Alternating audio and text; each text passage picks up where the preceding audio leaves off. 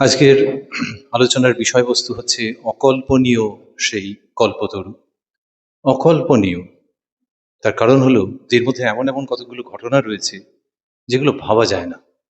যদি আমরা ভাবি যে হ্যাঁ, পরিচিত গল্পের মতো তত্তর তত্তর করে পড়ে গেলাম খবরের কাগজ পড়ার মতো, তাহলে ঠিক ধরা যাবে না হয়তো। আমি আমার বয়সে যখন পড়ি, প্রত্যেকবারই নতুন করে পড়তে গিয়ে মনে হয় যে আরে, এর মধ্যে তো অদ্ভুত অদ্ভুত ব্যাপার রয়েছে যেটা আগে খেয়াল করিনি। এইটা কল্পতরুর সঙ্গে বিশেষভাবে যুক্ত। বড়রা বলেন যে ঘটনা ঠিক নয় জানো, এগুলোকে লীলা বলা হয়। তার মানে নাটকের মতো। নাটকের মতো যে নাটক, খবরের কাগজে যে খবর তার থেকে অনেক বেশি আকর্ষণীয়, এবং যেটা দেবতা বা দেবীর ইচ্ছায় হয়, এবং যেটা মানুষের কল্যাণের জন্য হয়। টিকিট কত বিক্রি হবে সেই জন্য নাটক নয়, কিন্তু মানুষের কল্যাণের জন্য যে দিব্য ওই নাটক, সেটারই নাম লীলা। তো এই লীলার মধ্যে চমক আছে, বিশেষ করে এই 1লা জানুয়ারিকে কেন্দ্র করে। আর আমি নিজে মাঝে মাঝে চমকে যাই যখন লাইন দাঁড়িয়ে থাকে কল্পতরু দিবসে, তখন মানুষজনের ব্যাপার স্যাপার দেখে। এখন অনেকে সচেতন হয়ে গেছেন।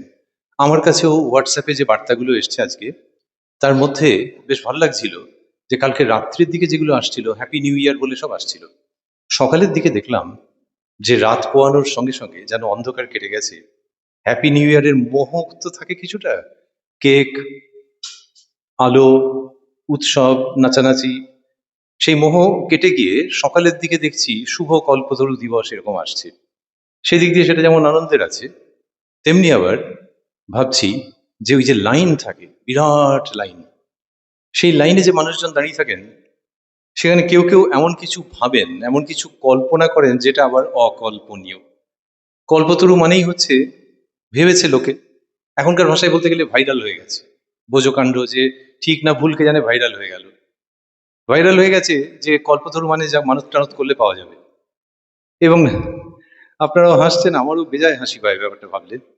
কিন্তু ওই লাইনে দাঁড়িয়ে আছে ব্যাচারি, কত কষ্ট করে ভদ্র মহিলারা গেছেন, বয়স্ক মানুষজন কম বয়সী কোলে শিশু নিয়ে, যে আজকের দিনে। আর এই যারা মিডিয়ার মানুষজন, আমাদের পবিত্রবাবু ও প্রাণারামের, ইনিও মিডিয়ার লোক, কিন্তু ইনি আলাদা রকম। কিন্তু তা নাহলে অনেকেই তারা আবার খুঁচিয়ে তোলে। সে বেচারি লাইনে দাঁড়িয়ে আছে, তাকে গিয়ে বলছে আজকের দিনে আপনার কি মনস্কামনা। আরে মহা মুশকিল, সে কিছু ভেবে আসেনি ওরকম, কিন্তু ওইটা বলবার পর তার মধ্যে মনস্কামনা কিছু ঢুকে গেল হয়তো। এসছিল একটা ভালো ভাব নিয়ে, আর সেই মনস্কামনা পূরণের জন্যও আবার অকল্পনীয় ব্যাপার স্যাপার আছে, যে কিছু একটা বেঁধে টেঁধে রাখতে হবে। তো বেঁধে রেখে আসে। আবার কেউ ওই ওই ওই মিডিয়ার কেউ মুখের কাছে বুম মাইক্রোফোন ধরেছে বলে আপনার কি মনস্কামনা, সেটা মাথার মধ্যে ঢুকে গেছে। এবারে পকেট ফকেট ব্যাগ ফ্যাগ দিয়ে দেখছি বাঁধবো কি। তখন একজন বললো আরে বাসের টিকিটই বাঁধো না, তো বলে বাসের টিকিট বেঁধে রেখেছিল। তো এইরকম সমস্ত করেন। আর বাসের টিকিট বাঁধার আবার মুশকিল আছে।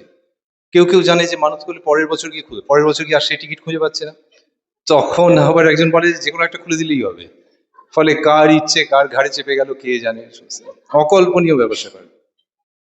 কিন্তু রামকৃষ্ণ মঠ, রামকৃষ্ণ ভাবধারা, তারা শিখিয়েছেন যে দূর, ওইরকম ছেলে মানুষই নাকি, শ্রীরামকৃষ্ণ যে কল্পতরু হয়েছেন এর তো অন্য মানে আছে। কিন্তু এই মুহূর্তে মহারাজজি রয়েছেন, তার সামনেই বলছি, আপনাদের অভিজ্ঞতার সঙ্গে হয়তো অল্প বিস্তর মিলে যাচ্ছে, যে ওই একটা আছে যে চলো ওই দিনকে যা চাইবে তাই পাওয়া যাবে। আর একটা সুবিধে মানুষের মেলায় না কিছু, যে গত বছর চেয়েছিলাম তার ক% মিলেছে আর মেলায় না, আবার নতুন করে চললো। এইটা একটা সুবিধে। বলে যে ভগবানের নাকি ক্রিয়ার মধ্যে ওইটা আছে যে কিছু কিছু স্মৃতি তিনি মুছে দেন। তা অনেক কিছুই যে মেলেনি, সেই স্মৃতি আর মনে নেই, আবার নতুন করে বাসের টিকিট আটকে দিয়ে চলে এলো। তো এইরকম সমস্ত হতে থাকে। কিন্তু এই যে সমস্ত অকল্পনীয় কল্পনা, তার মধ্যে থেকে যে উঁকি মেরে যায় যে ঘটনাগুলো, একটা সবুজ রঙের বনাতের জামা সেটি পরে যিনি কিনা দোতলা থেকে একতলায় নামলেন, পায়ের যে চটি জুতো তাতে আবার একটু লতাপাতা আঁকা আছে। লতাপাতা আঁকা মানে বেশ একটু শৌখিন শৌখিন ব্যাপার আর কি। তো লতাপাতা আঁকা চটি, গায়ের যে বনাত, সবুজ রঙের বনাতের জামা, আর একটা লাল পাড় কাপড় মানে পরনে, কান ঢাকা টুপি শ্রীরামকৃষ্ণের, পায়ে মোজা আছে। বেশ, যদি রঙিন ছবি থাকতো সুন্দর দেখতে।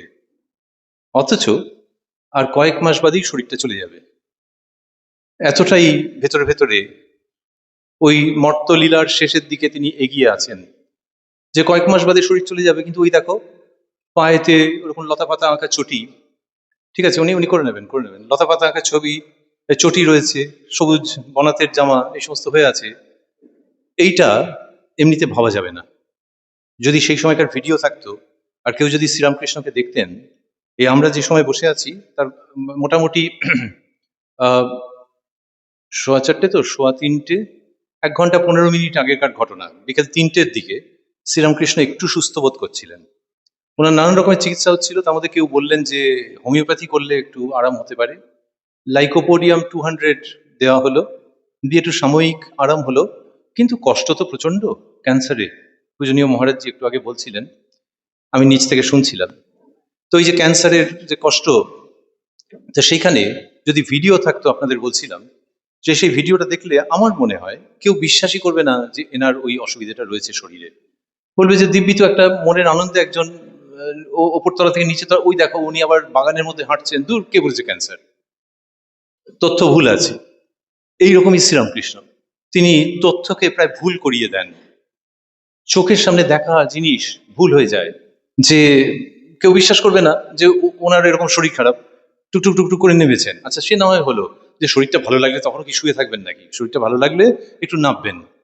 শ্রীরামকৃষ্ণ যে নেমেছেন সেই 1 জানুয়ারি 1886 যে ঘটনা, যে যখন শ্রীরামকৃষ্ণ ওরকম বলছেন, ওরকম যে হাঁটছেন, আচ্ছা ঠিক আছে, মানুষটা একটু সুস্থ বোধ করেছেন, সে হোমিওপ্যাথি করেই হোক যেভাবে করেই হোক তিনি হাঁটছেন, কিন্তু তারপরে বিস্ময় অপেক্ষা করছিল।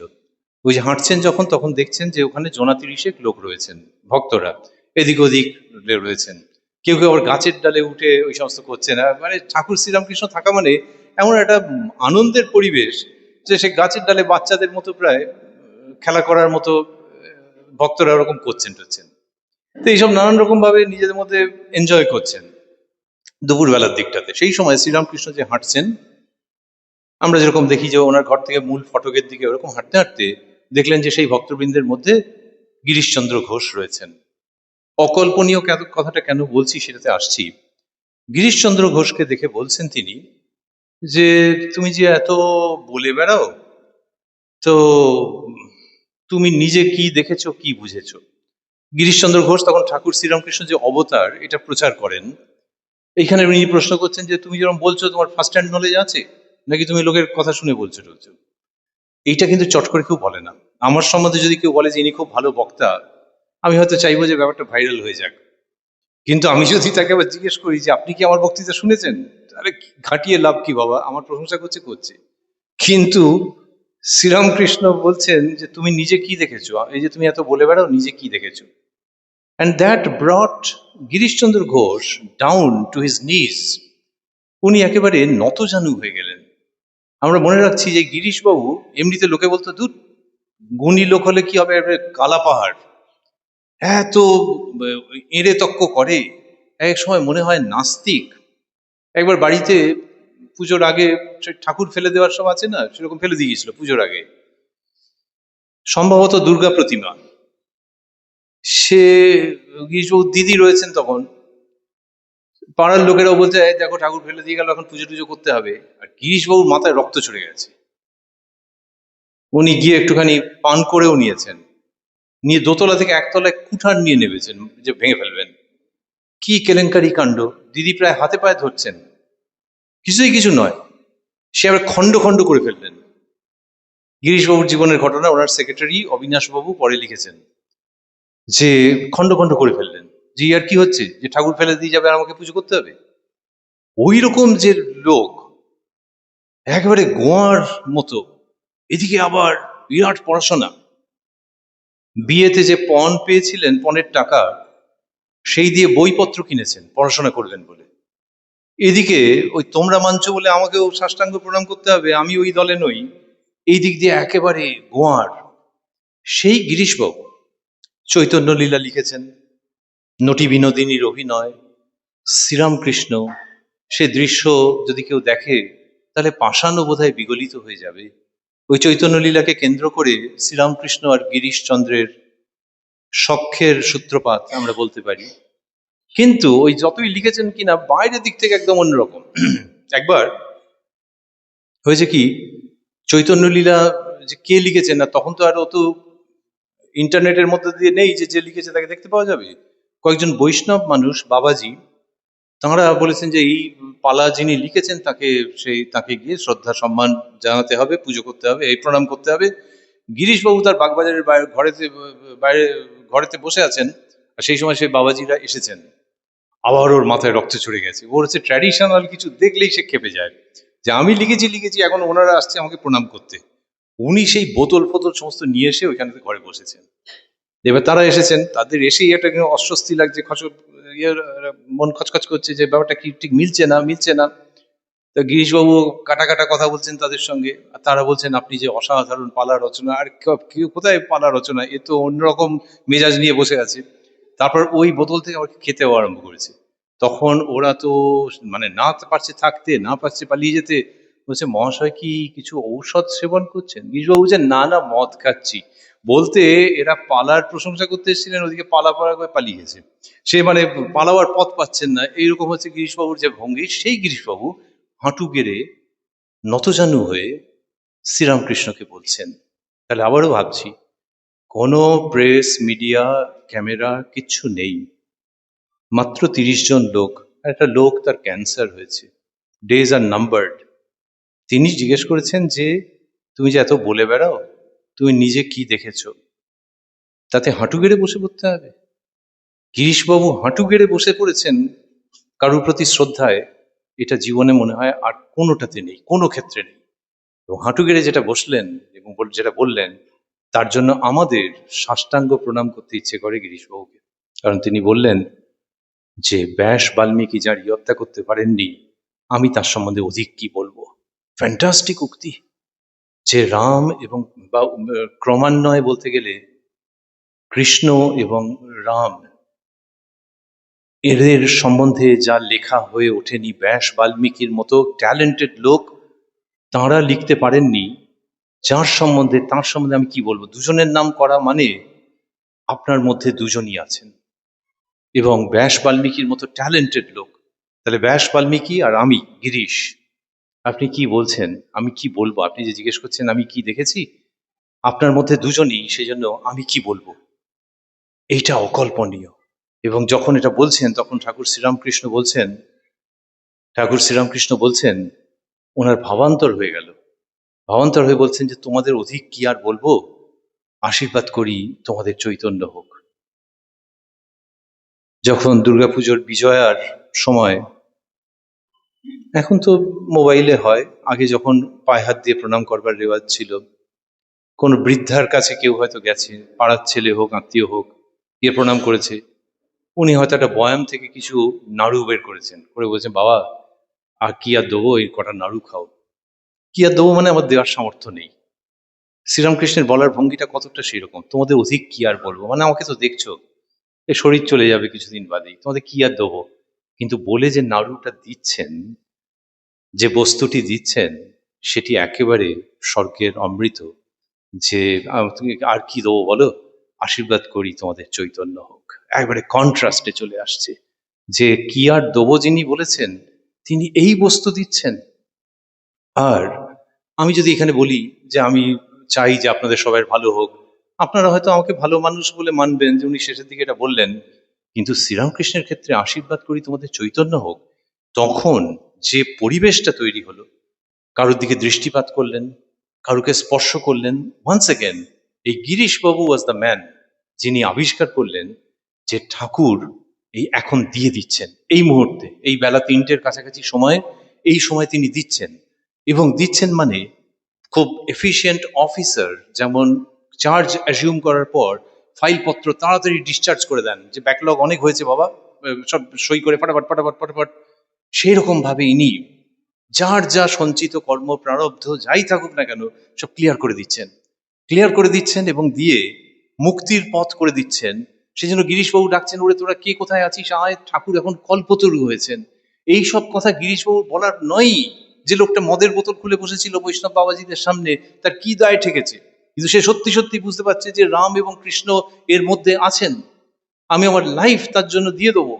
তো সেই জন্য উনি ডাকছেন যে this is a very অপরচুন moment, তোরা কে কোথায় আছিস আয়, ঠাকুর কল্পতরু হয়েছেন, তার মানে এই সময় এলে ঠাকুরের কাছ থেকে তোমরা সব পেয়ে যাবে। এই যে কল্পতরু, তিনি কি দিচ্ছেন? তিনি বলছেন তোমাদের চৈতন্য হোক। চৈতন্য হোক মানে একবার শ্রেষ্ঠ বস্তু তিনি দিচ্ছেন। শ্রেষ্ঠ বস্তু তিনি দিচ্ছেন এই জীবের চৈতন্য। এবার চৈতন্য হোক মানে কি, সেটা তো একটা আছে, কিন্তু ওই ক্ষণটা হচ্ছে, আবারও বলছি, যে ওই লাইকোপোডিয়ামে মাসখানেক মতো ভালো ছিলেন, তারপর যে কে সেই গলা দিয়ে সুজির পায়েস প্রায় নাবতো না। তার মানে যে ঠাকুর যে বলেছেন যে তুমি আমাকে কি দেখছো, আমার সম্বন্ধে কি বলেছো, তার মানে গলার স্বর বেরুচ্ছিল না, ধরে নিতে হবে গলার স্বর বেরুচ্ছেই না। তাহলে সেইটা যার অবস্থা, তিনি ওটা বলছেন আশীর্বাদ করি তোমাদের চৈতন্য হোক।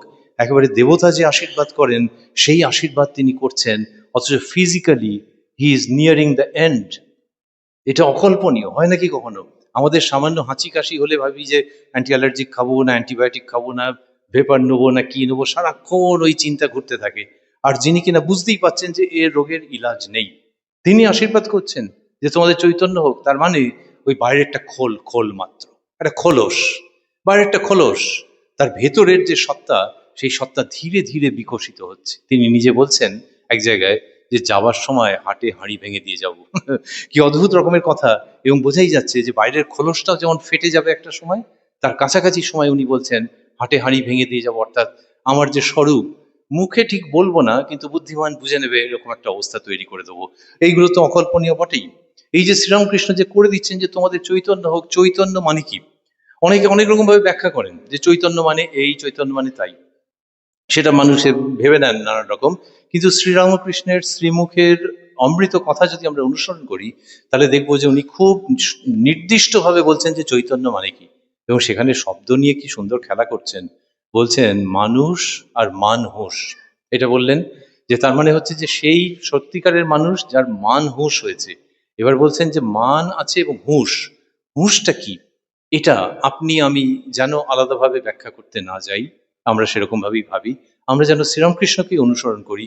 উনি বলছেন হুঁশ মানে যার চৈতন্য হয়েছে।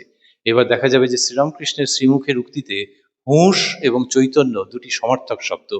যার চৈতন্য হয়েছে, যে জানে যে ঈশ্বরই সত্য আর এই সংসার অনিত্য, ঈশ্বর সত্য, সংসার অনিত্য।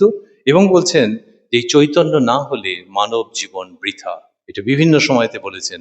সুতরাং চৈতন্য মানে অন্য কোনো রকম ভাবে আমরা ব্যাখ্যা করব না বা করবার চেষ্টা করব না, মানে এই বক্তা করবে না। শ্রীরামকৃষ্ণকে অনুসরণ করলে আমরা দেখছি যে তিনি বলছেন চৈতন্য মানে হুঁশ। আর যখন তোমার মান থাকবে, হুঁশ থাকবে। মান মানে অহমিকা নয়, মান মানে হচ্ছে যে কি জন্য জন্মেছো, সেই যে এলিভেটেড স্টেটাস তোমার।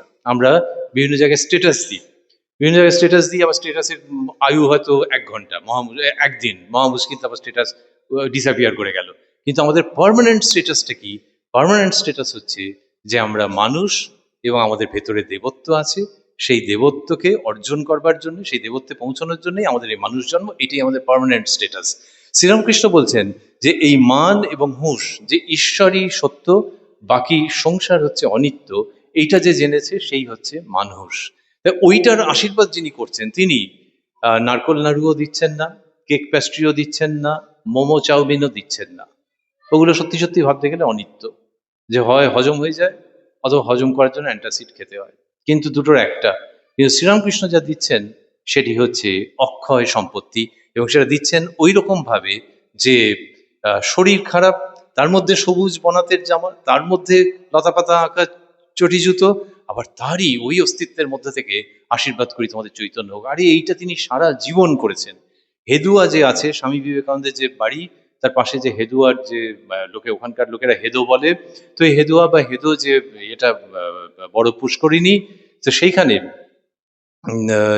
যেটা রয়েছে, ওইখানে না নরেন্দ্রনাথ, আর একদিনকে নরেন্দ্রনাথ রয়েছেন, আর সেখানে রয়েছেন তার বন্ধুর মতো বছর তিনেকের ছোট শ্রীযুক্ত শরৎচন্দ্র চক্রবর্তী, বা পরবর্তীকালে স্বামী শারদানন্দজি। সেই স্বামী শারদানন্দজি মানে তখন ওই শরৎ চন্দ্র বলেই আমরা ভাবি, আর এদিকে নরেন্দ্রনাথ। ওইখানেতে গিয়ে নরেন্দ্রনাথ ওই বাড়ির থেকে, ওইটা তো কাছেই, একদম প্রায় উল্টো দিক মতো আর কি, তো ওইখানে নিয়ে গেছেন, নিয়ে গিয়ে ওখানে কথা বলছেন, এবং রামকৃষ্ণদেব সম্পর্কে নরেন্দ্রনাথ বলতে আরম্ভ করলেন। শরৎচন্দ্র, উত্তরকালের স্বামী শারদানন্দজি বলছেন যে ঠাকুর শ্রীরামকৃষ্ণকে আগে আমরা বড় বলেই ভাবতাম, আমরা মানে নিজের কথাই বলছেন, কিন্তু সেদিন নরেন যা বললো আমাদের চোখ খুলে গেল। যে ইনি অন্যরকম, এইটা নরেন্দ্রনাথ বলছেন। এবং হেদোর ধারে ছেলেতে মেয়েতে মিলে যায়, বসে থাকে। লৌকিক দৃষ্টিতে হেদো বেশ চমৎকার, রোমান্টিক, আর সেইখানে মায়ামোহের ঊর্ধ্বের যে জগৎ, সেইটার সন্ধান দিচ্ছেন নরেন্দ্রনাথ। এই আধুনিক যুগের ঋষি তো। তো সেই হেদোর ধারে, অফ অল প্লেসেস হেদোর ধারে তিনি বলছেন, সেইখানেতে গিয়ে বলছেন যে রামকৃষ্ণদেব কে। এবং এত চমৎকার ভাবে বলছেন, শারদানন্দজি পরে বলছেন যে নরেন্দ্রনাথ সেদিনকে ব্যাখ্যা করে বলছেন যে আরে এই যে দক্ষিণেশ্বরের রামকৃষ্ণ পরমহংস, এইগুলো না ঠাকুরের কাছে গিয়ে উনি বলতেন না। ঠাকুরের কাছে গিয়ে বলতেন, দূর, আপনার দর্শন টর্শন কি হয়েছে, মাথার ভুল, ভুল, মানে খুঁচিয়ে দেওয়া, যাতে ওর কাছ থেকে আরো বেশি পাওয়া যায়। কিন্তু ঠাকুরের থেকে যেই একটু দূরে রয়েছেন, তখন উড়ে বাবা রে বাবা যা বলছেন।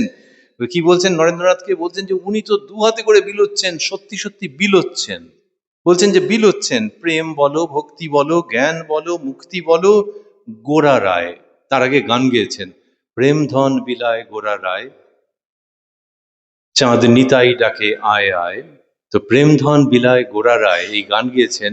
আর তো শ্রীরামকৃষ্ণকে বলছেন গোরা রায়।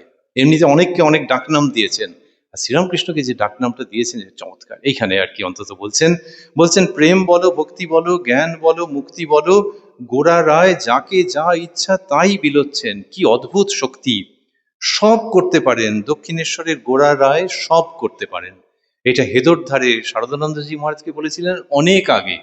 আর কাশীপুরে আমরা দেখছি যে ওই শরীর নিয়ে তিনি বলছেন, আশীর্বাদ করি তোমাদের চৈতন্য হোক। এই গোরা রায়, প্রেমে শান্তিপুর ডুবু ডুবু নদে ভেসে যায় রে। তো এইখানে ওই আমাদের মনে হয় যে দক্ষিণেশ্বরের গোরা রায়ের জন্য সমগ্র পৃথিবী ভেসে যাচ্ছে এখন।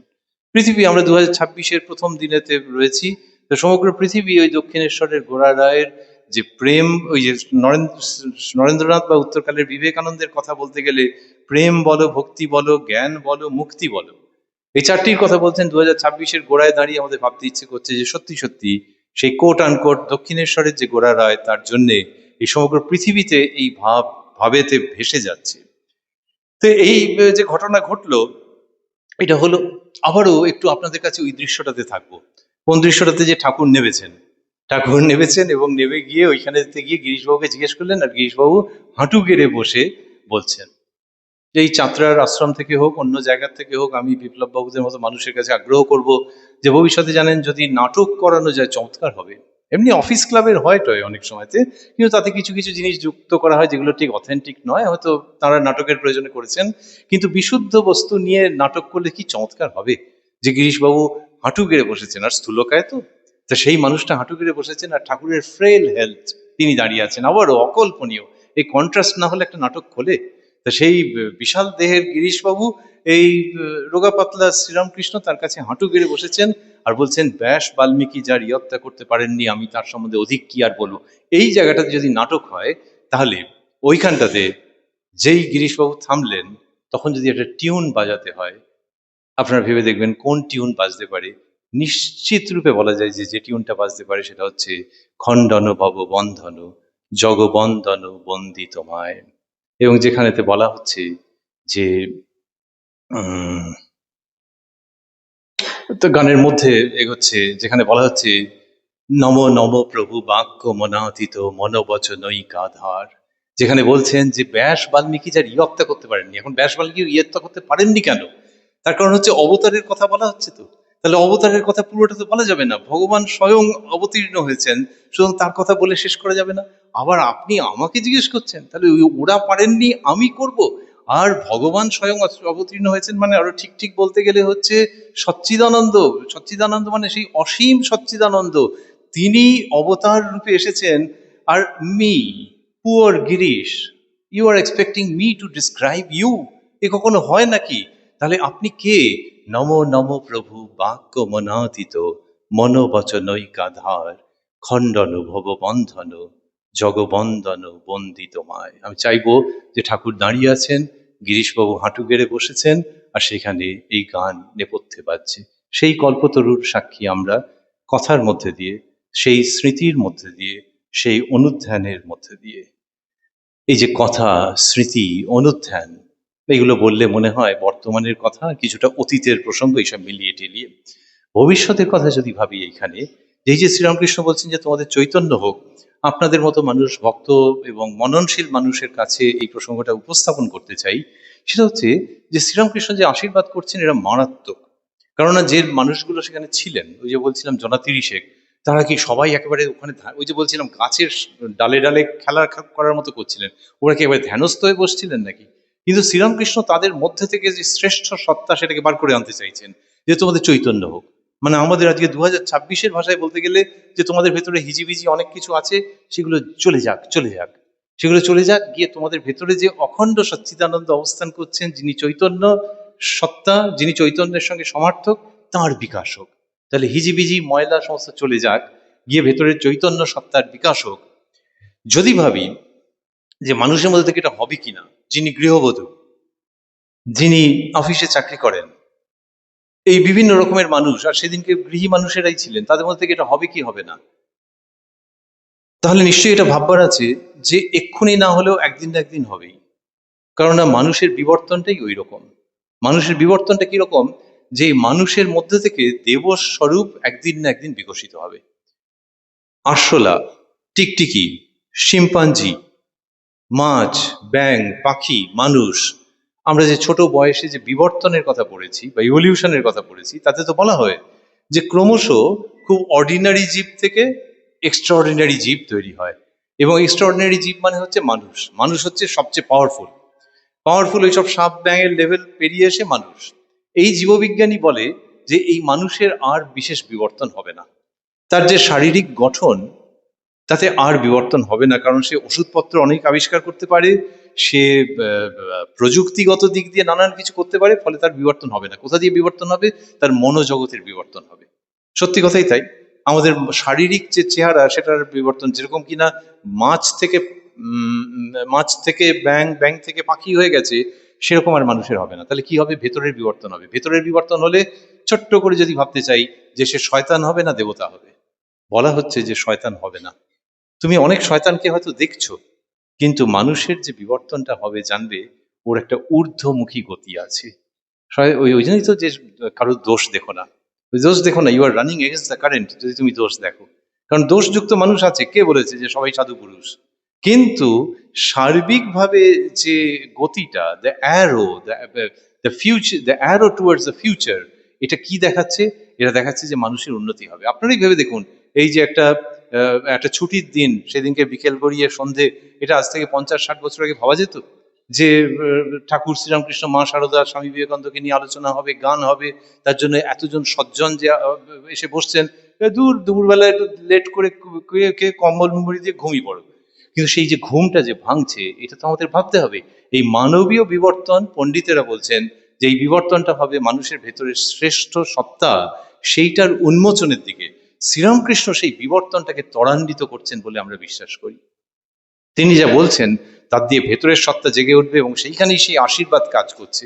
ওই আশীর্বাদ শুধু যে 1 জানুয়ারি 1886 হয়েছে তা নয়, ওই আশীর্বাদ ভেতরে ভেতরে কাজ করছে।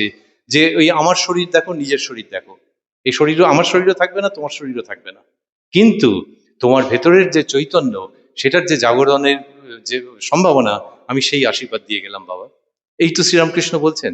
স্বামী বিবেকানন্দ এক জায়গায় বলছেন যে এমন একটা দিন আসবে যেখানে প্রফেট যারা, মানে দৈবাদিষ্ট পুরুষ এবং নারী, the time is to come when prophets will walk through every street in every city in the world.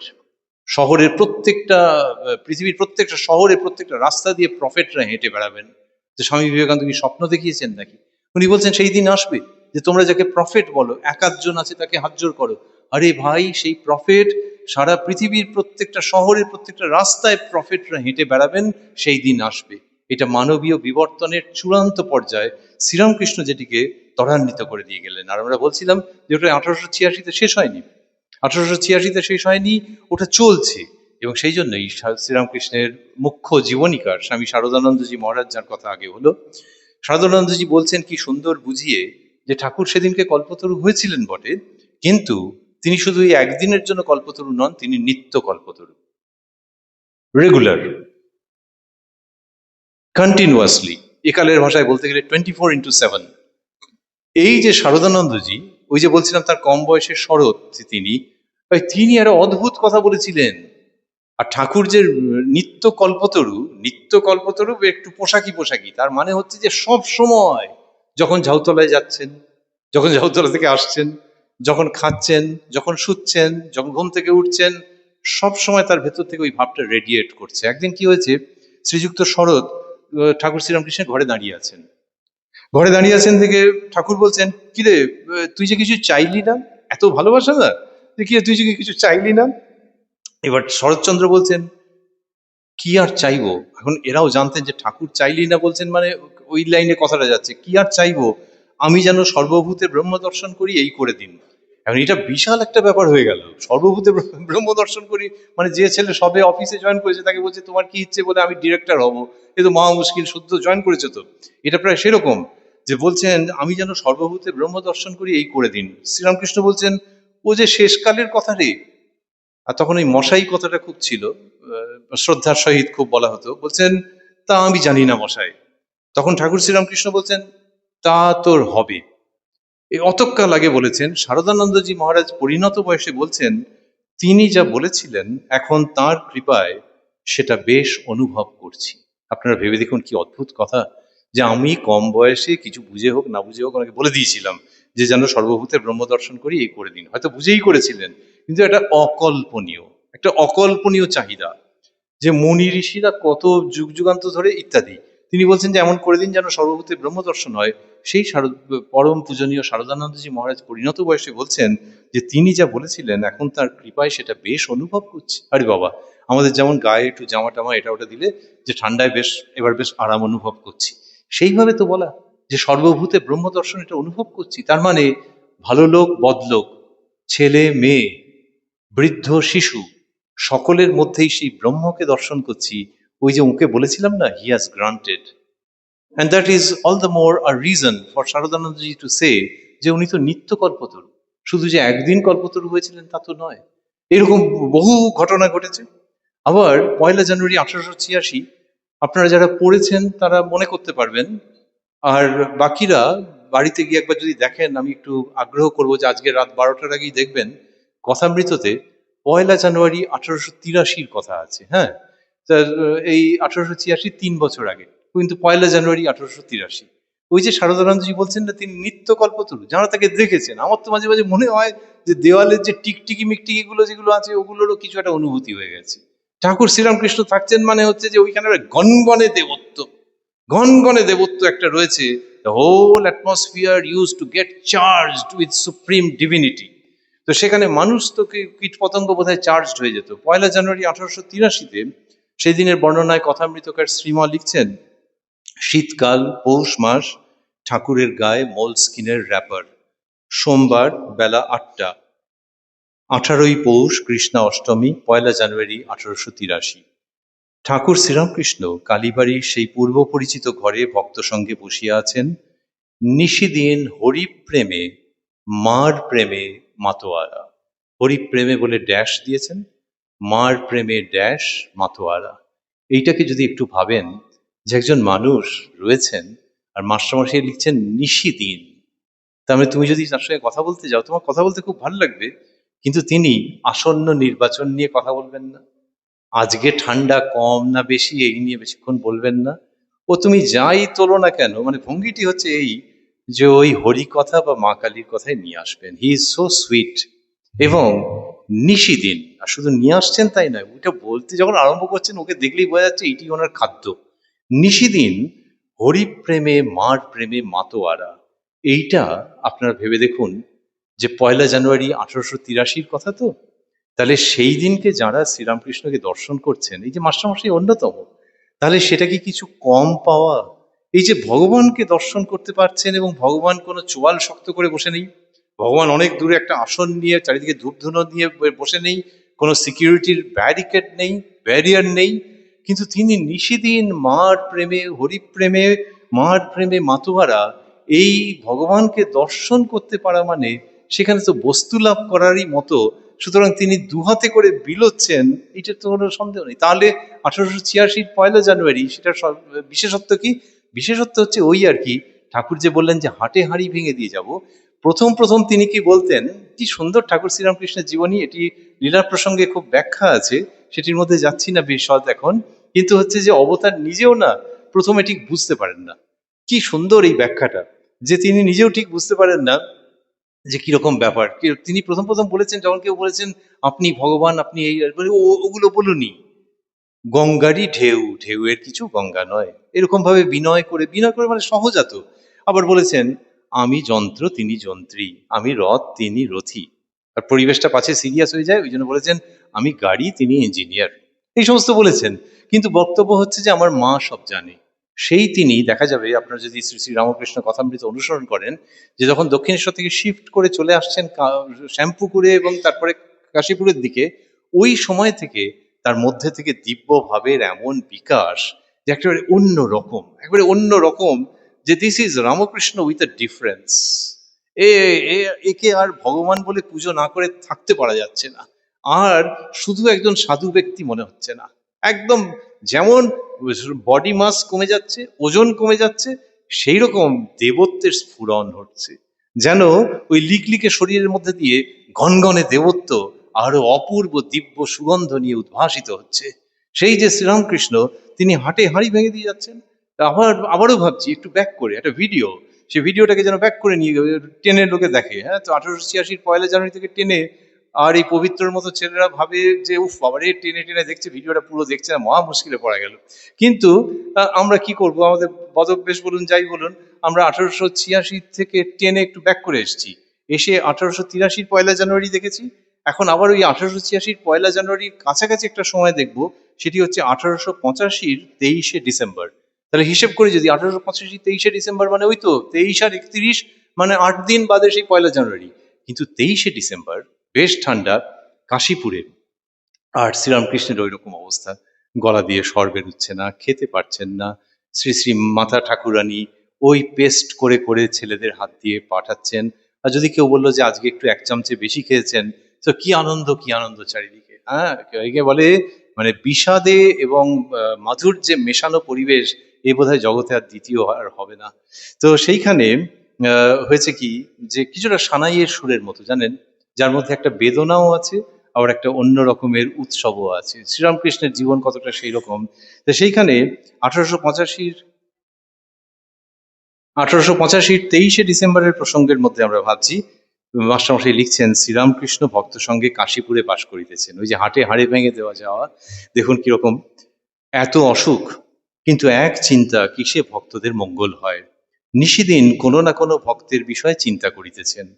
আজ সকালে প্রেমের ছড়াছড়ি, মাস্টারমশাই লিখছেন, আজ সকালে অকল্পনীয়, ওই জন্য বলছিলাম অকল্পনীয়। Cancer is turning worse day by day. সেইখানে 1885 23শে ডিসেম্বর এই পরিবেশ হয়? মানুষের জীবনে হয়? মানুষের জীবনে কখনো হয় নাকি? তো ওখানে আজ সকালে প্রেমের ছড়াছড়ি, কিরকম প্রেমের ছড়াছড়ি? নিরঞ্জনকে বলছেন তুই আমার বাপ, তোর কোলে বসবো, এবং ভারী ভালোবাসার জায়গা এখানে রয়েছে। একটু আসতে, হ্যাঁ হ্যাঁ, ঠিক আছে ঠিক আছে ঠিক আছে। নিরঞ্জনকে বলছেন তুই আমার বাপ, তোর কোলে বসবো, কালীপদর বক্ষ স্পর্শ করিয়া বলিতেছেন চৈতন্য হও। আর চিবুক ধরিয়া তাহাকে আদর করিতেছেন আর বলিতেছেন, যারা পেছনে দাঁড়িয়ে, যারা সামনে বসে, সকলের দৃষ্টি আকর্ষণ করবো এই বাক্যটির প্রতি। আজকে সন্ধ্যায় যে আমরা সমবেত হয়েছি, থাক থাক থাক, আজকে সন্ধ্যায় যে আমরা সমবেত হয়েছি, তাতে আমাদের ওপরেতে না আশীর্বাদের মতো হচ্ছে এই শব্দগুলি। চিবুক ধরিয়া তাহাকে আদর করিতেছেন আর বলিতেছেন, যে আন্তরিক ঈশ্বরকে ডেকেছে বা সন্ধ্যান্বিক করেছে, তার এখানে আসতেই হবে। কি চমৎকার বলুন দেখিনি, কি চমৎকার বলুন দেখিনি, যে ঠাকুর শ্রীরামকৃষ্ণের কাছে তাকে আসতেই হবে। আসতেই হবে মানে তোমাকে আমার খাতায় নাম লেখাতে হবে, আমাকে অনেক টাকা দিতে হবে, তা নয়। কিন্তু আমি ওই কুঠিবাড়ি থেকে ডেকেছিলাম, নরেন, বাবুরাম, এদেরকে ডেকেছিলাম, তোরা কে কোথায় আছিস আয়। আর সেই বাবুরাম উত্তরকালে স্বামী প্রেমানন্দজি কি সুন্দর করে ভক্তদের বলতেন যে ওরে, ঠাকুর যে শুধু আমাদের ডেকেছিলেন তা নয়, তোদেরও ডেকেছিলেন, শুদ্ধ সত্য লোককে ডেকেছিলেন। আর এইখানে 23শে ডিসেম্বর 1885 পাচ্ছি, তিনি বলছেন যে আন্তরিক ঈশ্বরকে ডেকেছে বা সন্ধান্বিক করেছে, তার এখানে আসতেই হবে। তার মানে উল্টো দিক থেকে ধরতে গেলে, যে কিনা শ্রীরামকৃষ্ণের কাছে গেছে, ঠাকুর শ্রীরামকৃষ্ণই তাকে ডেকে নিয়ে এসেছেন। এটা বলুন আজকের এই সভায় আনন্দ করার বিষয় নয়? যে বলছে, যে শুনছে, সকলের আনন্দ করার বিষয়। এবং ওই যে বলছেন প্রেমের ছড়াছড়ি, সেখানেই শেষ নয়। আজ সকালে 2টি ভক্ত স্ত্রীলোকের উপরও কৃপা করিয়াছেন। সমাধিস্থ হইয়া তাহাদের বক্ষে চরণ দ্বারা স্পর্শ করিয়াছেন। তাহারা অশ্রু বিসর্জন করিতে লাগিলেন। একজন কাঁদিতে কাঁদিতে বলিলেন, আপনার এত দয়া, প্রেমের ছড়াছড়ি। সিঁথির গোপালকে কৃপা করিবেন বলিয়া বলিতেছেন, গোপালকে ডেকে আন। ওনার থেকে বয়সে বড় তো, আপনারা জানেন বুড়ো গোপাল দাদার কথা। বলছেন গোপালকে ডেকে আন। তার মানে এই এই আমি আমি এটা করে দেবো, আমি করে দেবো, এই ভঙ্গিটা আগে ছিল না। এই ভঙ্গিটা ওই হাটে হাঁড়ি ভেঙে দেওয়া, দেহাবসানের বা দেহত্যাগ, এদেরই বলে দেহত্যাগ। যে দূর, শরীরটা রইল, আমি চললাম। সূক্ষ্ম শরীরে তিনি অবস্থান করবেন, দেহত্যাগ করছেন। তো তার আগে এইরকম ভাবে তিনি হাটে হাঁড়ি ভেঙে দিয়ে যাচ্ছেন। আর শারদানন্দজি বলছেন যে এটা হচ্ছে আত্মপ্রকাশে অভয় প্রদান। যে তোমরা ভেবো না যে you are face to face with a good man only, with a pious man only, with a religious man only. No, these are all true, but you are face to face with that supreme Godhead. ভগবান স্বয়ং অবতীর্ণ হয়েছেন, তাঁর কথা তোমরা শুনছো, ধ্যানের সময় তাকে ভাবছো, দুঃখের সময় তাকে ডাকছো। সেই যাকে ডাকছো তিনি হচ্ছেন সেই সচ্চিদানন্দ স্বয়ং। এবং ওইখানে ওই সবুজ বনাতের জামা, পায়ের সেই চটি, এটা ওটা করে অর্ডিনারি মানুষের মতো দেখতে, কিন্তু তিনি যে বললেন যে তোমাদের চৈতন্য হোক, আশীর্বাদ করি তোমাদের চৈতন্য হোক, তার মানে তিনি স্বরূপ উন্মোচন করছেন। যে স্বয়ং ভগবান অবতীর্ণ হয়েছেন, কিন্তু তিনি কিচ্ছু চান না। পয়সা কড়িতে হাত দিলে হাত বিকে যায়, কিচ্ছু চান না তিনি। মান যশ চান না, অর্থ চান না, কিচ্ছু চান না। কিন্তু এটাও যেন যে সেই স্বয়ং ভগবান অবতীর্ণ হয়েছেন। তাই বলছেন যে আত্মপ্রকাশে অভয় প্রদান করলেন। এই যে তিনি অভয় প্রদান করলেন, এই অভয় প্রদানের স্বরূপটি কিরকম ভাবে খেলছে, নানান রকম ভাবে নানান জনে বলেছেন। ব্রিজের কথা বলেছেন স্বামী ব্রহ্মানন্দজি। স্বামী ব্রহ্মানন্দজি কথামৃতকার শ্রীমকে বলছেন যে মাস্টারমশাই, ঠাকুর এসে এবার একটা ব্রিজ তৈরি করে দিয়ে গেছে। তো এইবারে হয়েছে কি যে ঠাকুর শ্রীরামকৃষ্ণ বলছেন, মাস্টারমশাই বলছেন, মাস্টারমশাইকে স্বামী ব্রহ্মানন্দজি বলছেন যে মাস্টারমশাই, ঠাকুর এসে এবার একটা ব্রিজ তৈরি করে দিয়ে গেছেন শিবলোক আর জীবলোকের মধ্যে। স্বামী বিমুক্তানন্দজি, বিমুক্তাত্মানন্দজি মহারাজ বসে শুনছেন আমাদের কাছে কত আনন্দের। এই সভা সমৃদ্ধ হচ্ছে একজন পূজনীয় সন্ন্যাসী মহারাজের উপস্থিতিতে। তিনি রয়েছেন শিকরাকুলিন গ্রামে রামকৃষ্ণ মঠে। আমরা সেই পরম পূজ্যপাদ ব্রহ্মানন্দজি মহারাজের কথা শ্রবণ করে, স্মরণ করে ধন্য হচ্ছি। তিনি মাস্টারমশাইকে বলছেন যে মাস্টারমশাই, সত্যি মাস্টারমশাই, এদের তো সবই হয় মাস্টারমশাই বা মাস্টারমশাই তুল্য শ্রীম। বলছেন ঠাকুর এসে যে শিবলোক এবং জীবলোকের মধ্যে এবার একটা ব্রিজ তৈরি করে দিয়ে গেছেন। এই যে কল্পতরুর কথা আমরা শুনছি, কি সুন্দর করে বলা যে নিত্য কল্পতরু যিনি, তিনি একটা ব্রিজ তৈরি করে দিয়ে গেছেন। দেখবেন সরকার, বিভিন্ন সরকার আসে যায়, এটা ওটা হয়, কিন্তু লোকে বলে আমাদের ওখানে একটা ব্রিজ নেই, ব্রিজ নেই। আর যে সরকারের সময় যখন একটা ব্রিজ হয়, লোকে একেবারে কি আনন্দ করে যে উফ, এই বেঁচে থাকতে থাকতে ব্রিজটা দেখে গেলাম, বাপ রে বাপ, তার আগে কি কষ্ট করতে হয়েছে। এই যে মানুষ কষ্ট করেছে, কত ব্রত উপবাস করেছে, কত ভুলভাল পরামর্শ পেয়েছে, যে লোক ঠিক পথে যাওয়ার সে লোক অন্য পথে চলে গেছে, কিন্তু শ্রীরামকৃষ্ণ এসে ব্রিজ তৈরি করে দিয়ে গেছেন শিবলোক আর জীবলোকের মধ্যে। মানুষ একটু প্রযত্ন করলেই ওটা করতে পারবে। কি পারবে? এই ব্রিজটা আবার একটা দারুণ, ব্রিজটা হচ্ছে যে যাতায়াত। ব্রিজ মানে তো তাই হয় যে তুমি একদিক থেকে আরেকদিকে যাবে নাকি, তো যাতায়াতের ব্রিজ। এইখানে না জীবলোক থেকে শিবলোকে যাচ্ছে, আবার শিবলোকের বার্তা জীবলোকে আসছে। এই যে ব্রহ্মানন্দজি, শিবানন্দজি, তুরিয়ানন্দজি, শিবা প্রেমানন্দজি, এরা আবার শিবলোকের বার্তা জীবলোকে দিচ্ছেন। এই যে ব্রিজটা, এটা শ্রীরামকৃষ্ণ তৈরি করে দিয়ে গেছেন, সেই নিত্য কল্পতরু শ্রীরামকৃষ্ণ। আর ব্রিজ বললে আমরা বিজ্ঞান প্রযুক্তির মানুষ, আমাদের কাছে এক ধরনের একটা মনোভাব তৈরি হয় যে বাবা হেভি একটা স্ট্রাকচার, এবং অনেক দিন ধরে একটা bridge is being fabricated, is being installed, is being commissioned, etcetera. আর এর উল্টো দিকে যে একটু হালকা হালকা কিছু উদাহরণ হয় না, একটু হালকা, বেশ লাইট ওয়েট। কি হালকা? গামছা। গামছা ব্যাপারটা হালকার মধ্যে।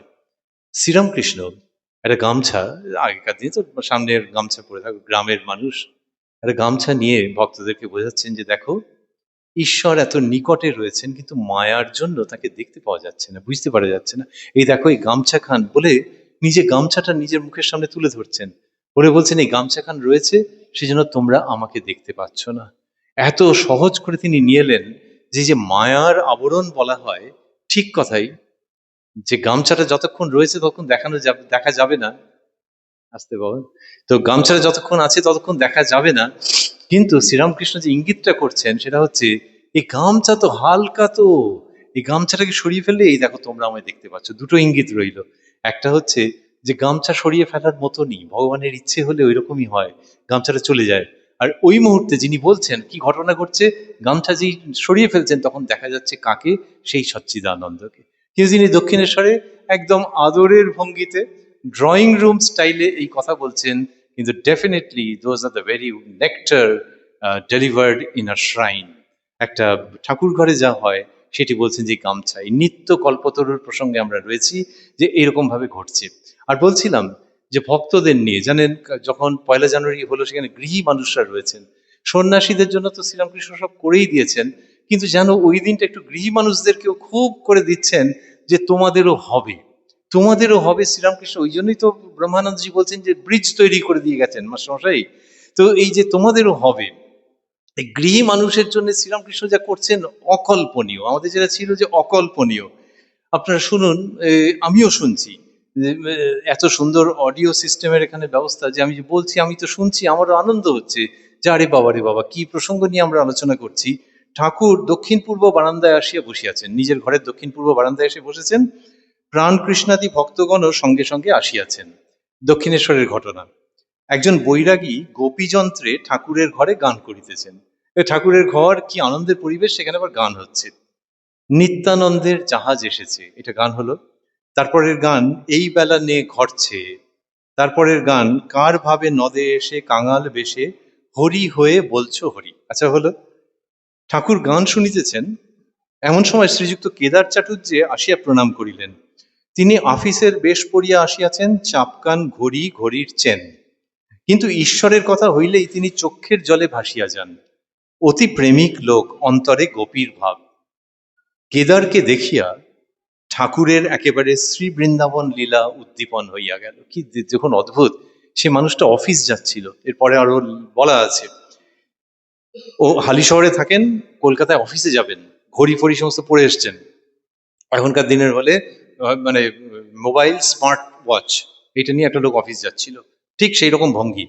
তো সেইখানে তিনি এসেছেন এবার ঠাকুরকে দর্শন করতে যান। ধন্য কেদারবাবু, তিনি অফিস যাওয়ার পথে দক্ষিণেশ্বরে এসছেন, আর তাকে দেখে ঠাকুরের বৃন্দাবন লীলা উদ্দীপন হইয়া গেল।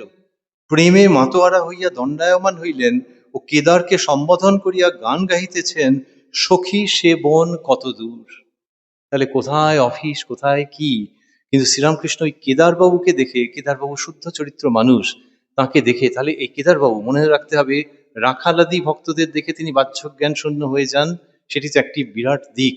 আর এখানে কেদারবাবু অফিসের ড্রেসে এসেছেন, লোকে বলে যে এইসব জামা টামা ছেড়ে ফ্রেশ হয়ে তারপর ঠাকুর ঘরে যেতে হবে, আর এই ভগবানের কাছে এসেছেন অফিসের ড্রেসে। সেই তাকে দেখে উনি ভাব বিহ্বল হয়ে গেছেন, এবং ওই যে গান গাইছেন, শ্রীরাধার ভাবে গান গাইতে গাইতে ঠাকুর সমাধিস্থ, চিত্রার্পিতের ন্যায় দণ্ডায়মান, কেবল চক্ষের দুই কোণ দিয়া আনন্দাশ্রু পড়িতেছে। দাঁড়িয়ে কাঠ হয়ে গেছেন। কিন্তু জানো, কাঠ হয়ে গেছেন দেখে তোমার ভয় করবে না, তোমার অস্বস্তি হবে না। একটু ভালো করে তাকিয়ে দেখো, চোখের কোণ দিয়ে, চোখের কোণ দিয়ে আনন্দাশ্রু পড়ছে, আনন্দে চোখ দিয়ে জল পড়ছে। কেমন এই কেদারবাবুকে দেখে এই যে ভাব হয়ে গেল। তখন কেদারবাবু ভূমিষ্ঠ হলেন, ঠাকুরের চরণ স্পর্শ করিয়া স্তব করিতেছেন, হৃদয় কমলা মধ্যে নির্বিশেষং নিরীহম। এইভাবে পরবর্তীকালে অভেদানন্দজি স্তব রচনা করেছেন, কিন্তু এটি অন্য। কেদারবাবু সেই স্তব করছেন। কিয়ৎক্ষণ পরে ঠাকুর শ্রীরামকৃষ্ণ প্রকৃতিস্থ হইতেছেন। কেদার নিজ বাটি হালিশহর হইতে কলিকাতায় কর্মস্থলে যাইবেন। পথে দক্ষিণেশ্বর কালী মন্দিরে ঠাকুর শ্রীরামকৃষ্ণকে দর্শন করিয়া যাইতেছেন। একটু বিশ্রাম করিয়া কেদার বিদায় গ্রহণ করিলেন। এই সব সম্পর্ক ভাবছি যে তিনি সাধুদের জন্যে, আবার গৃহী মানুষদের জন্যে, এই গৃহী মানুষের প্রতি যে প্রেম শ্রীরামকৃষ্ণের, সেটি অনবদ্য। এবং ওই যে কল্পতরু দিবসের কথা আমরা যে ভাবছি, সেই দিনও গৃহী মানুষরাই উপস্থিত রয়েছেন, এইটা আমাদের কাছে চমৎকার। আর ওই যে মাস্টারমশাই বললেন যে ব্রহ্মানন্দজি বললেন ব্রিজ তৈরি করে দিয়ে গেছেন। এই বিপ্লববাবু মুশকিল করেছেন, আমরা লেখাপড়ার মধ্যে থাকি, ক্লাস নিই, আমাদেরকে কিছুটা ধুনোর গন্ধ দেওয়া, বলেছেন 5টা 15 অব্দি বলতে পারবেন, নাহলে আমি হয়তো শেষই করে ফেলতাম। আপনারা যদি হাত তোলেন তো শেষও করে ফেলতে পারি, আর না হলে আর 5 মিনিট মতো বাদে শেষ করি। তো এইবারে হ্যাঁ, যে ক্লাসে পড়ায় তাকে বলছে আপনি আর একটু বলতে পারেন, খুব গন্ডগোলের ব্যাপার। তো এইবারেতে হচ্ছে কি যে এই যে ব্রিজের কথা বলছিলাম, গামছার কথা বললাম, এবার একটু খাবার দাবারের কথা বলি। সেটা হচ্ছে ঠাকুর শ্রীরামকৃষ্ণ ঘরের মধ্যে রয়েছেন, আর সেইখানে একজন মোটাসোটা ব্রাহ্মণ মানুষ, তার নাম হচ্ছে প্রাণকৃষ্ণ বাবু। তো সেই প্রাণকৃষ্ণ বাবু, ঠাকুর আবার মজা করে বলতেন মোটা বামুন, তো কিন্তু খুব ভালো লোক। তো মোটা তিনি এসছেন, আমাদের পূজ্য প্রাণকৃষ্ণ বাবু এসছেন। তো প্রাণকৃষ্ণ বাবু এসছেন, ঠাকুর তার সঙ্গে কথা বলছেন। প্রাণকৃষ্ণ বাবু আবার একটু বেদান্ত বিচার করেন, ঠাকুর তাকে ভক্তির কথা বলেন। খাবার দাবারের কথা করতে গেল, কোনো একজন ভক্ত একটা চাঙারি করে জিলিপি নিয়ে এসছেন। এবার জিলিপি আমরা জানি যে ঠাকুরের খুব প্রিয়, আর লোকে ওই ঠাকুরের ওই কথা বলে নিজে এমন জিলিপি খায়, তারপর গিয়ে ধ্যান ট্যাগ ও তা খেতে আরম্ভ করে। তো জব ধ্যান ত্যাগ এসবগুলো পরে হবে, আগে তো জিলিপি তো খেয়ে নি। তো সেই সাংঘাতিক রকমের ব্যবহার আছে জিলিপির। এইবারেতে হচ্ছে কি যে ওখানে আহ, আহ, এক চাঙারি জিলিপি এসছে। এইবার প্রাণকৃষ্ণবাবু বসে রয়েছেন, হেনকালে ওই ঘরের মধ্যে একটা 6-7 বছরের ছেলে ঢুকেছে। এগুলো একদিক দিয়ে যেমন মজার, তেমনি গায়ে কাঁটা দেওয়া দৃশ্য। সে ঠাকুর শ্রীরামকৃষ্ণের ঘরে 6-7 বছরের ছেলে কিন্তু চট করে ঢোকে না, কে ঢুকবে? কিন্তু ওখানে ঢুকেছে 6-7 বছরের ছেলে একটা সেই দিন। এবার সেদিন ঢুকতে কি হয়েছে, ঠাকুর না ওই জিলিপির, ওই ঠাকুর একটু খেয়েছিলেন জিলিপি একটুখানি, তারপরে 6-7 বছরের ছেলে ঢুকেছে, দেখে উনি আস্তে আস্তে আস্তে আস্তে সরিয়ে ফেলছেন ওটাকে। তো সরিয়ে ফেলছেন ঠিক মানে বাচ্চারা যেরকম হয় যে এইরে মেরে দেবে না তো, সেইভাবে করে জিলিপি চাঙারি সরিয়ে আস্তে আস্তে সরিয়ে ফেলছেন। মাস্টারমশাইয়ের বর্ণনাটা এত চমৎকার, যেরকম সরিয়ে ফেলছেন। তো আর প্রাণকৃষ্ণ বাবুর সঙ্গে একটু কথা বলছেন, তারই মাঝখানে কথা বলছেন, বলতে বলতে বলতে বলতে সরাচ্ছেন। এবারে ভিডিওগ্রাফিক ডেসক্রিপশন আছে যে জিলিপি চাঙারি সরাইতে সরাইতে সমাধিস্থ। সঙ্গে সঙ্গে ওইটা করতে করতে মানে ওই এবার আমার যে ব্যাখ্যা, সেটা আমতা আমতা করে ব্যাখ্যা হবে, যে হয়তো ওই ভেতরের বালক ভাবের উদ্দীপন হয়েছে, কিছু একটা হয়ে থাকবে। কিন্তু মাস্টারমশাই লিখছেন সাদা চোখে দেখা যে ওই জিলিপির চাঙারি সরাতে সরাতে সমাধিস্থ। এবং শুধু তাই নয়, মাস্টারমশাই লিখছেন যে বহুক্ষণ পরে সমাধি ভাঙিল। তার মানে সমাধিস্থ মানে কি বলুন তো, যে সেই সময় যা আছে সব নিয়ে যদি কেউ চম্পট দেয় তাও উনি বুঝতে পারবেন না, বুঝতে চাইবেনও না, উনি অন্য রাজত্বে রয়েছেন। তাহলে এই যে ওই জিলিপি হেভি টেস্টি জিনিস, সুতরাং সেটাকে যে সরাচ্ছেন ওই গৃহীর জায়গার থেকে, কিন্তু করতে করতে করতে করতে সমাধিস্থ হয়ে যাচ্ছেন। যেমন কোলাজ করে না দুটো ছবি, আর মাঝখানটা একটা হেজি হেজি, সেই শ্রীরামকৃষ্ণের ঠিক ওই হেজি হেজি জায়গাতে রাখা আছে, যে একদিকে গার্হস্থ্য জীবন আর একদিকে পূর্ণ ত্যাগের জীবন, এর মাঝখানের একটা কোলাজ, যেখানে ওই জিলিপি খাবো খাবো করে চাঙারি সরাতে সরাতে আবার একটু খেয়েছেনও, যে তোমরাও খেয়ে থাকো আমিও খাই। তবে কি করবো বলো, সেই আহ্বান যখন আসে তখন আর নিজেকে ধরে রাখতে পারি না, গভীর সমাধিতে তিনি মগ্ন হয়ে যাচ্ছেন। এই শ্রীরামকৃষ্ণ, তিনি যে নিত্য কল্পতরু, তিনি সূক্ষ্ম দেহে অবস্থান করছেন, আরো শক্তিশালী রূপে অবস্থান করছেন। তিনি রেখে গেলেন মাকে, রেখে গেলেন স্বামীজিকে, রেখে গেলেন পার্শ্বদের, এবং পরবর্তীকালেরও কত উচ্চকোটির ত্যাগী গৃহী মানুষকে। এই যে পার্শ্বদের প্রসঙ্গ যে আসছে, অনেকেই বলেন যে এদের একজন যদি হন, তিনি পুরো একটা জগতের চিন্তার স্রোত বদলে দিতে পারেন। আর শ্রীরামকৃষ্ণ এতজনকে নিয়ে চলে এলেন, তাহলে তিনি কে? একজন মঠের প্রবীণ সন্ন্যাসী মহারাজ আমাকে বলেছিলেন যে জানো, এদের সকলের এই যে পার্শ্বদের যে ভাব, সেইগুলোকে সব যদি যোগ করা যায়, আমি যখন ভাবছি যে মহারাজ বলবেন যে তাহলে শ্রীরামকৃষ্ণকে পাওয়া যাবে, উনি বলছেন এদের সবাইকে যোগ করলে সবাই শ্রীরামকৃষ্ণের মধ্যে থাকবে, কিন্তু তার থেকেও তিনি আরো অনেক বেশি। এই বলে তিনি তার সিদ্ধান্ত শেষ করেছিলেন। তো এই রকম যে অবস্থা, সেইটা হচ্ছে কিন্তু অকল্পনীয়। অকল্পনীয় এই জন্যে যে ওই যে অবতার, তাকে যে পৃথিবী মানছে আজকে 2026-এ, এই বক্তাই যে অবতার বলছে তা নয়, কত মানুষ বলছেন যে হ্যাঁ শ্রীরামকৃষ্ণ অবতার। তার জীবদ্দশায় গিরিশবাবু বলেছেন, জীবদ্দশায় বলেছেন, আরো কতজনে বলেছেন যে ভগবান স্বয়ং অবতীর্ণ হয়েছেন। এইটা অকল্পনীয় আরেকটা কারণে। শ্রীরামকৃষ্ণ বলছেন যে রামচন্দ্র যখন এসেছিলেন, তখন ভরদ্বাজ প্রমুখ 12 জন ঋষি তাকে অবতার বলে চিনতে পেরেছিলেন, বাকিরা চিনতে পারেননি। তারা বলছেন দশরথের বেটা। হ্যাঁ, কিন্তু শ্রীরামকৃষ্ণের ক্ষেত্রে হচ্ছে যে তার অবতারত্বের খুব দ্রুত প্রতিষ্ঠা হয়ে যাচ্ছে, খুব দ্রুত প্রতিষ্ঠা হয়ে যাচ্ছে তার অবতারত্বের। সেইটি শ্রীরামকৃষ্ণের ক্ষেত্রে অকল্পনীয়, এবং সেই শ্রীরামকৃষ্ণের 1 জানুয়ারি 1883 ওই যে দিনের কথা বলছিলাম, একটি দৃশ্য দিয়ে আমরা শেষ করব। দৃশ্যের বেশি ব্যাখ্যার অপেক্ষা রাখে না, কিন্তু ওই যে বলছিলাম জিলিপি টেস্টি, কিন্তু এটার যে টেস্ট তার কাছে আর সব ম্লান হয়ে যাবে। শ্রী শ্রী রামকৃষ্ণ কথামৃততে মাস্টারমশাই বিবৃত করছেন, 1 জানুয়ারি ওই যে বলেছিলেন না সকাল 8টার দিকে গেছেন, উমা গিয়ে তারপর দুপুর গড়িয়ে বিকেল গড়িয়ে সন্ধে হয়েছে।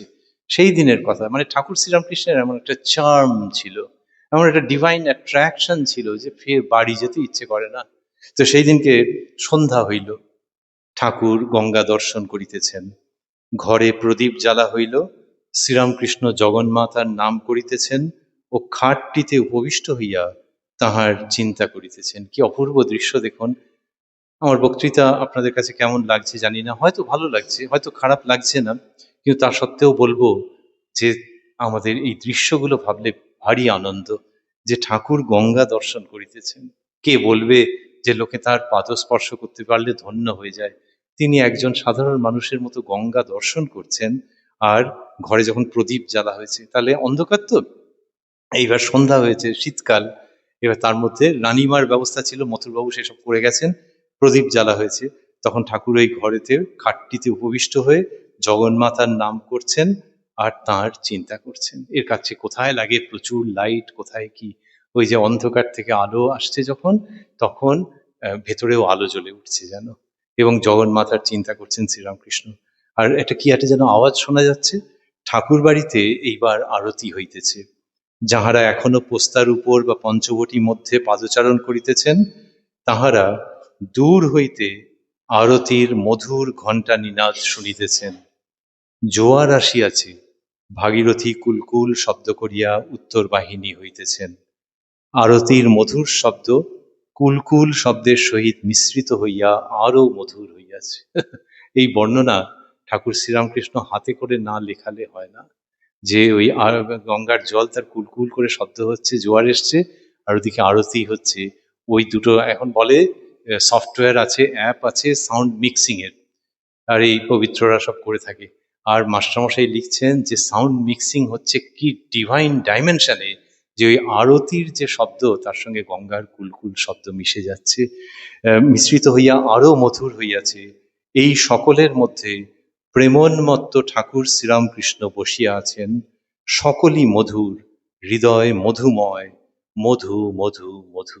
এই কথা বলছেন ঠাকুর শ্রীরামকৃষ্ণ, এবং কথামৃতকার সেটি লিপিবদ্ধ করছেন। আমাদের পবিত্র হয়তো অডিয়েন্সের সকলকে দেখাতে চাইছেন, দেখানো তিনি, আর যতক্ষণে দেখাচ্ছেন হয়তো সেলফি মোডে দেখাচ্ছেন, আমরা সেই সময় ভাবতে চাইবো যে এই যে সকলকে দেখাচ্ছেন সেই জায়গাটার থেকে ভাবতে চাইবো যে ঠাকুর শ্রীরামকৃষ্ণ যে নিত্য কল্পতরু, তাহলে নিত্য কল্পতরু, তাহলেও ওই দিনটাকে তিনি কেন বেছে নিলেন যে আশীর্বাদ করি তোমাদের চৈতন্য হোক? জানেন, আমার মাঝে মাঝে মনে হয় যে এই যে 1 জানুয়ারি 1886, এটা তো একটা নিউ ইয়ার্স ডে। আর ওই যে বলছিলাম রাত্রিরে বলছিল হ্যাপি নিউ ইয়ার, আর সকালে অন্যরকম বলছে। এই যে হ্যাপি নিউ ইয়ার, এর একটা আবার ঝঞ্ঝাট আছে। এই হ্যাপি নিউ ইয়ার বলাটা একটা কেমন কেমন যেন হয়ে গেছে। কিন্তু ধরুন ভবিষ্যতেও এখন আবার কেউ কেউ আছে যে ওই যারা ওই হ্যাপি নিউ ইয়ার করতে যায় তাদের বিরুদ্ধে আবার সাংঘাতিক রকম ভাবে তেড়ে যায়, মরাল পুলিশিং বলা হয়, সে আবার আরেক রকমের গন্ডগোল। কিন্তু এই যে হ্যাপি নিউ ইয়ার 1 জানুয়ারি যে বলা হচ্ছে, শ্রীরামকৃষ্ণ মনে হয় এই দিনটাকে নির্বাচন করেছেন। বড়রা বলেন যে এদের কোনো কাজই উদ্দেশ্য ব্যতিরেকে নয়, হ্যাপি নিউ ইয়ার এটা বলতে চাইবে লোকে। আর সেইখানে শ্রীরামকৃষ্ণ যেটি বলছেন ভেবে দেখুন, যে আশীর্বাদ করি তোমাদের চৈতন্য হোক, তার মানে জীবনটা নতুন রঙে রঞ্জিত হয়ে উঠুক, জীবনটা নতুন দীপ্তিতে ভাস্বর হয়ে উঠুক। আর সেটা না করবো যেন ওই ইংরেজির প্রথম দিনটাতেই। ওই দিন লোকে খুব সেলিব্রেট করে, কিন্তু সেলিব্রেশনের আসল মাত্রাটা আজকে দিয়ে গেলাম। এবং সেখানে মনে হয় শ্রীরামকৃষ্ণ বলতে চাইছেন সমস্ত মানুষকে যে হ্যাপি নিউ ইয়ার নয়, ইয়ার তো আবার শেষ হয়ে যাবে, সকলের আশীর্বাদ করি তোমাদের চৈতন্য হোক, মানে not happy new year but happy new life. Sri Ramakrishna এই হ্যাপি নিউ লাইফের যে আশীর্বাণী করছেন 1 জানুয়ারি 1886-তে, সেই অকল্পনীয় জীবন, এবং জীবন যেখানে কিনা ঈশ্বরমুখী হয়, সেটা কিরকম সুন্দর করে তত্তর করে গল্পের ভঙ্গিতে আন্তরিকভাবে বিশুদ্ধ প্রেমের উষ্ণতা নিয়ে এবং আত্যন্তিক ত্যাগের প্রতিজ্ঞা নিয়ে যে উচ্চারিত হতে পারে, শ্রীরামকৃষ্ণ যে সেটি দেখিয়ে গেলেন, সেটি আমাদের হৃদয়ে মনে যেন অনুরণিত হতে থাকে। আর আমরা যেন অবশ্যই ভাবতে থাকি যে ঠাকুরের কাছে প্রার্থনা তো করবোই, কিন্তু প্রার্থনা করব একটা কত দূরে আছেন কত দূরে আছেন তা নয়, এই হল ঘরের মধ্যে পটে আছেন, হল ঘরের মধ্যে আপনার আমার বাড়ির সর্বত্র তিনি অবস্থান করছেন, সেই নিত্য কল্পতরু। তাঁর কাছে সেই প্রার্থনা করতে চাইব, যিনি সর্বত্র অবস্থিত এবং যিনি আমাদের আশীর্বাদ করছেন যে তোমাদের চৈতন্য হোক। এইটি স্মরণ করে এবং তার কাছে প্রার্থনা করে আমরা মানব জীবনকে সার্থক করতে চাইবো। এই জন্যই যে চার পেয়েদের মতো আমাদের জীবন নয়, আমাদের জীবন অন্ধকারে থাকবার জন্য নয়, আমাদের জীবন আলোর দিকে যাওয়ার জন্যে। সেইটাই মানুষ জীবনের উদ্দেশ্য। সেই সমস্ত কথা ভাবতে ভাবতে শ্রীরামকৃষ্ণের কাছে আসাটা যেন আমাদের সার্থক হয়ে ওঠে, এই প্রার্থনা ঠাকুর, মা এবং স্বামীজির কাছে করতে করতে আমরা শেষ করব। আর বক্তা শ্রোতা সকলের কানের কাছে, তার কাছে এইটাও প্রার্থনা, হয়তো একটু ছেলে মানুষই আছে, কিন্তু তার কাছে করব না তো কার কাছে করব, এই সুন্দর দিনটাতে যে ঠাকুরের ওই আশীর্বাদ যেন আমাদের জীবনে ব্যর্থ না হয়। যে হ্যাপি নিউ ইয়ার শুধু নয় বাবা, হ্যাপি নিউ লাইফ। ধন্যবাদ, নমস্কার। অসংখ্য ধন্যবাদ ডক্টর সোমনাথ ভট্টাচার্য মহাশয়কে। তার এই অকল্পনীয় কল্পতরু শুনে আমরা সত্যিই ধন্য। আমরা কল্পতরুর একদিক দেখেছি, কিন্তু তার ভাষায় তার মতো করে তিনি যে অকল্পনীয় কল্পতরুর বর্ণনা আমাদের সামনে তুলে ধরলেন, সত্যিই আমরা অভিভূত।